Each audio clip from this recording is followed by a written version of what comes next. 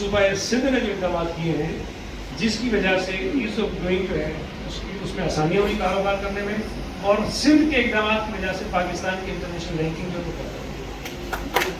Public private partnership में पाकिस्तान की ranking बेहतर हुई। पाकिस्तान की रैंकिंग इस्लामाबाद की काबिशों से बेहतर नहीं। सूबा सिंध की जो पॉलिसीज थी पब्लिक प्राइवेट पार्टनरशिप की, जो हमारे इकदाम थे, उसकी वजह से दुनिया भर में पाकिस्तान की रैंकिंग पब्लिक प्राइवेट पार्टनरशिप में बेहतर हुई।